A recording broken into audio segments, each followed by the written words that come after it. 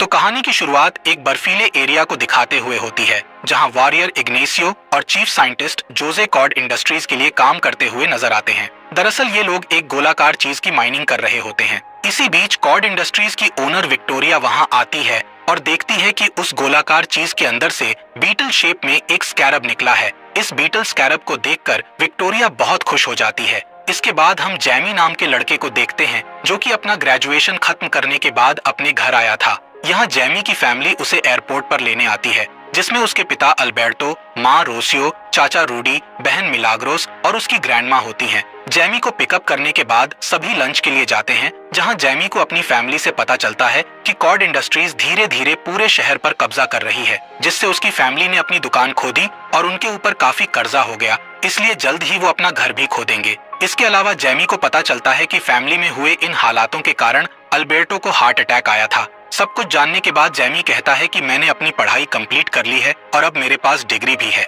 इसलिए मैं अच्छी जॉब ढूंढकर सारा कर्जा चुका दूंगा। लेकिन समय बीतता गया, पर जैमी को कोई भी जॉब नहीं मिलती है, जिससे जैमी काफी परेशान होता है और अपनी बहन मिलाग्रोस से कहता है कि मैं एक दिन बहुत सारे पैसे कमाऊंगा और सब कुछ ठीक कर दूंगा। इसके बाद हम जैमी को बहुत ही बड़े घर में देखते हैं, जिसे देखकर ऐसा लगता है कि वो बहुत अमीर हो गया है। पर तभी मिलाग्रोस उसे बुलाती है और साफ सफाई करने का कहती है। दरअसल मिलाग्रोस इस घर में साफ सफाई का काम किया करती है और उसी ने जैमी को यहाँ पर जॉब दिलाई थी, ताकि वो दोनों मिलकर कुछ पैसे कमा सके। यहाँ हमें पता चलता है कि ये बड़ा सा घर विक्टोरिया का है। तभी वहाँ विक्टोरिया आती है, जिसे देखकर जैमी उसे गुड मॉर्निंग बोलता है, लेकिन विक्टोरिया उसे इग्नोर करके अंदर चली जाती है, जहाँ वो अपनी भतीजी जेनिफर को देखती है। यहाँ जेनिफर विक्टोरिया पर बहुत गुस्सा होती है और उसे उसकी कंपनी के नए डिवाइस का एक वीडियो दिखाती है। दरअसल ये डिवाइस इंसान के अंदर फिट हो जाता है, जिससे वो इंसान एक खतरनाक वॉरियर बन जाता है और उसके अंदर ऐसी पावर्स आ जाती हैं जिससे वो सब कुछ तबाह कर सकता है।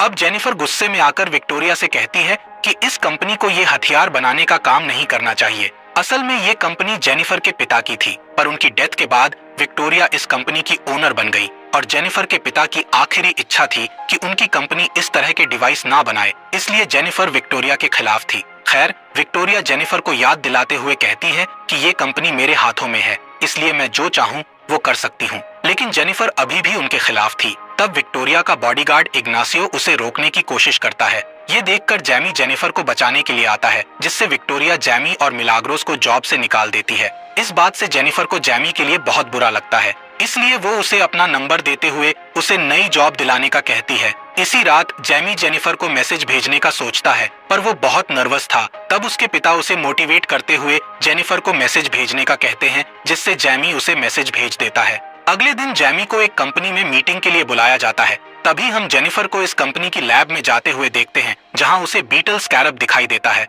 और वो उसे बर्गर बॉक्स में रखकर भाग जाती है। जिसके बाद जोजे लैब में आता है और देखता है कि स्कैरब गायब हो गया है, इसलिए वो सिक्योरिटी को कंपनी के सभी गेट्स बंद करने का ऑर्डर दे देता है। यहाँ जेनिफर सिक्योरिटी अलार्म की आवाज सुनकर डर जाती है। तभी उसे जैमी मिलता है, जिसे देखकर जेनिफर उसे वो बॉक्स दे देती है और कहती है कि तुम्हें इस बॉक्स की रक्षा करना है, जिसके बदले मैं तुम्हें पैसे दूंगी। साथ ही वो उसे इस बॉक्स को ना खोलने का कहती है। इसके बाद जैमी इस कंपनी से बाहर चला जाता है और गार्ड जेनिफर की तलाशी करने के लिए उसके पास आ जाते हैं। इसके बाद हम जैमी को उसके घर में देखते हैं, जहां उसकी फैमिली उस बॉक्स को खोलने का कहती है। वो लोग जैसे ही बॉक्स को खोलते हैं तो उसमें उन्हें स्कैरब डिवाइस दिखाई देता है, जिसके साथ वो लोग खेलना शुरू कर देते हैं। तब जैमी उनसे वो डिवाइस छीन लेता है, जिस दौरान वो डिवाइस चमकने लगता है और सीधे जैमी के चेहरे पर आ जाता है। तब रूडी उसे हटाने की कोशिश करता है, जिस दौरान उसे बिजली का झटका लगता है और वो दूर गिर जाता है। इसके बाद वो डिवाइस जेमी के कपड़ों के नीचे घुस जाता है और उस डिवाइस से कीड़े की तरह पैर निकल आते हैं,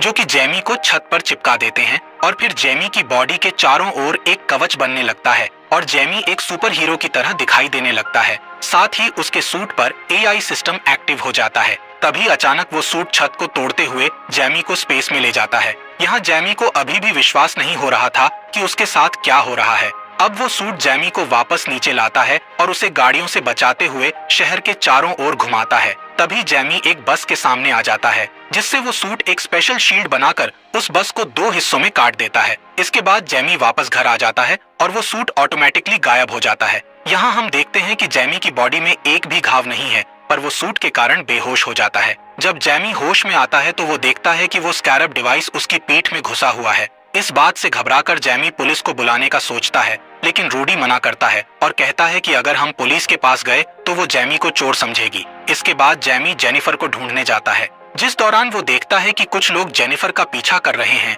इसलिए जैमी उसे अपनी कार में बैठाकर अपने घर ले आता है, जहां जेनिफर बताती है कि स्कैरब डिवाइस बहुत ही खतरनाक हथियार है। इसलिए विक्टोरिया अपने ओमैक प्रोजेक्ट को पावरफुल बनाने के लिए उस डिवाइस का इस्तेमाल करना चाहती है। जैमी के पूछने पर जेनिफर उससे कहती है कि मैं नहीं जानती कि इस डिवाइस ने तुम्हें क्यों चुना, लेकिन हमें इस बात का जवाब कॉर्ड टावर में रखी एक चाबी से मिल सकता है। इसलिए रूडी जैमी और जेनिफर को कॉर्ड टावर तक ले जाता है, जहां वो कैमरों को हैक करने के लिए एक जैमिंग डिवाइस लगा देते हैं। जैसे ही गार्ड का ध्यान भटकता है, तब वो दोनों अंदर घुस जाते हैं और उस चाबी को चुरा लेते हैं। ये चाबी एक घड़ी में बदल जाती है और जेनिफर देखती है कि ये घड़ी उसके पिता की थी। इसके बाद दोनों वहां से जाने लगते हैं, जिस दौरान इग्नेसियो उन्हें रोकने की कोशिश करता है। इसलिए जैमी का स्कैरब डिवाइस एक्टिव हो जाता है और वो इग्नेसियो से फाइट करता है। तब इग्नेसियो उस पर हमला करने के लिए अपने अधूरे ओमैक का यूज करता है और दोनों में फाइट होने लगती है, जिसमें जैमी को अपने सूट में मौजूद कई हथियारों के बारे में पता चलता है।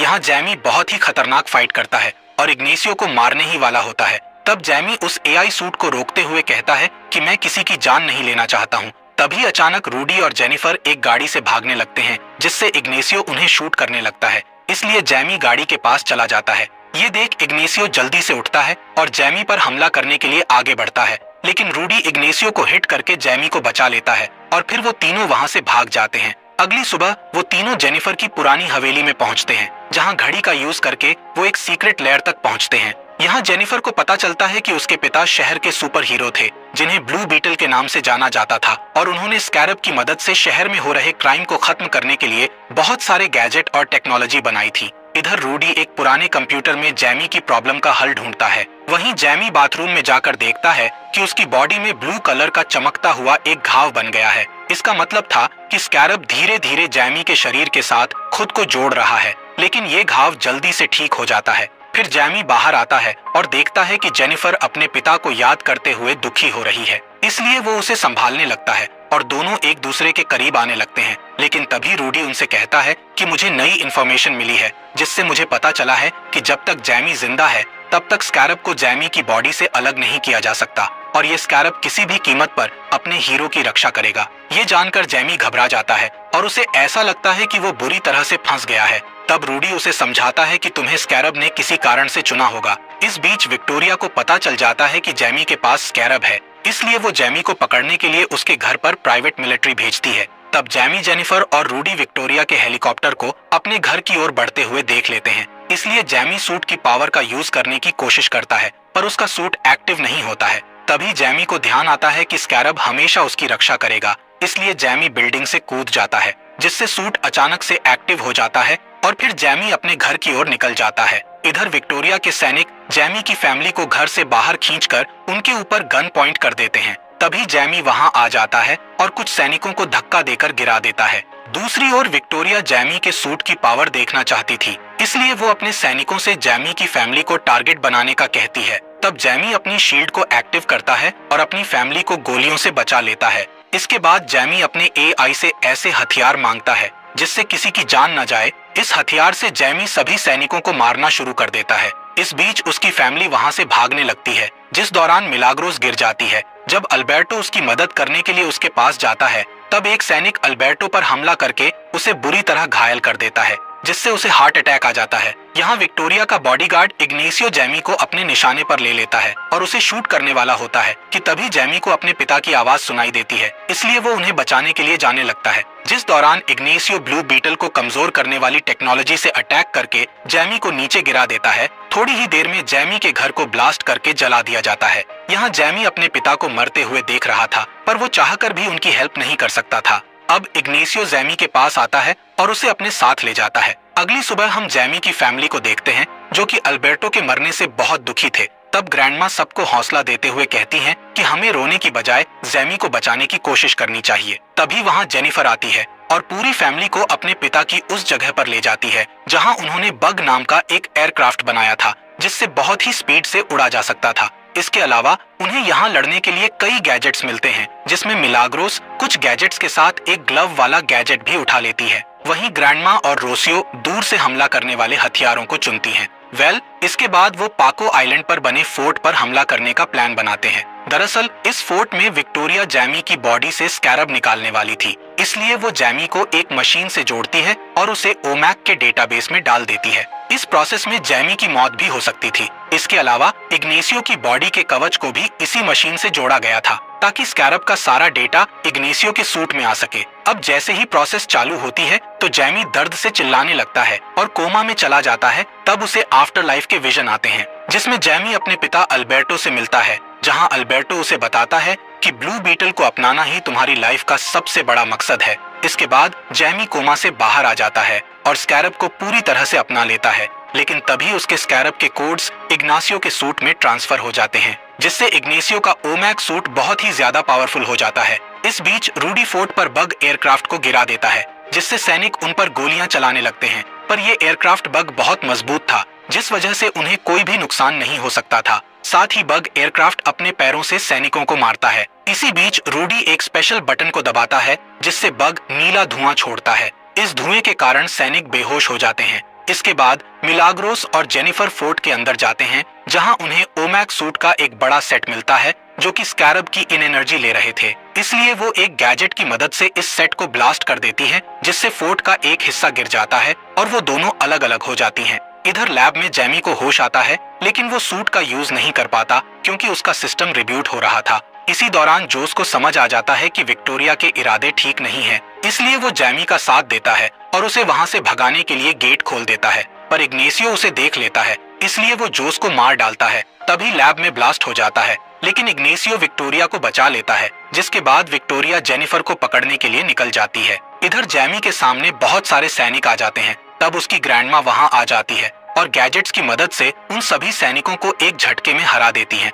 अब सभी बग के अंदर जाते हैं, लेकिन मिलाग्रोस और जेनिफर अभी भी वहां नहीं आए थे, इसलिए जैमी उन्हें बचाने के लिए वापस फोर्ट के अंदर जाता है। यहाँ मिलाग्रोस अपने ग्लव्स का यूज करके खुद को सैनिकों से बचा रही होती है, लेकिन सैनिक उसे जल्द ही घेर लेते हैं। तभी वहाँ जैमी आ जाता है और उसका सूट भी एक्टिव हो जाता है। अब जैमी इस सूट को पूरी तरह से कंट्रोल कर सकता था, इसलिए जैमी कुछ ही देर में उन सभी सैनिकों को हरा देता है। इसी दौरान इग्नेसियो वहाँ आ जाता है और जैमी को दीवार की दूसरी तरफ फेंक देता है। जैमी किसी तरह खुद को बचाता है और फिर इग्नेसियो से लड़ने के लिए उसके पास जाता है, जिससे वो दोनों लड़ते हुए स्पेस में चले जाते हैं और एक दूसरे पर अटैक करते हुए वापस जमीन पर गिरने लगते हैं। इस बीच विक्टोरिया जेनिफर को बंदी बना लेती है और यहाँ से भागने की तैयारी करती है, लेकिन तभी जेनिफर अपने पिता का स्पेशल गम बॉम्ब हेलीकॉप्टर में डाल देती है, जिससे हेलीकॉप्टर क्रैश हो जाता है। पर जेनिफर और विक्टोरिया बच जाती हैं। यहाँ जेनिफर स्कैरब के डेटा वाले डिवाइस को तोड़ देती है, जिससे विक्टोरिया अब कभी भी स्कैरब जैसे डिवाइस नहीं बना सकेगी। इधर जैमी अपने सूट से अपनी इमेजिनेशन वाला एक हथियार मांगता है और उससे इग्नेसियो पर हमला कर देता है, लेकिन इग्नेसियो अपने वॉर एक्सपीरियंस का यूज करके उसे नीचे गिरा देता है। इसी दौरान रूडी इग्नेसियो पर पत्थर फेंककर उसका ध्यान भटकाता है, जिससे इग्नेसियो उसे शूट कर देता है। ये देखकर जैमी को बहुत गुस्सा आता है और वो इग्नेसियो से बदला लेने के लिए उस पर खतरनाक वार करके उसे मारने ही वाला होता है कि तभी एआई उसे याद दिलाता है कि तुम किसी की जान नहीं लेना चाहते। इसके अलावा एआई उसे इग्नेसियो की पिछली यादें दिखाता है, जिससे पता चलता है कि इग्नेसियो भी उसी की तरह एक विक्टिम है, क्योंकि जब इग्नेसियो छोटा था तब कॉर्ड इंडस्ट्रीज के बॉम्ब ने उसके घर को ब्लास्ट कर दिया था, जिससे उसकी माँ की मौत हो गई थी। तब विक्टोरिया ने उसे ओमैक प्रोजेक्ट के एक्सपेरिमेंट के लिए अपने साथ रखने का फैसला किया था।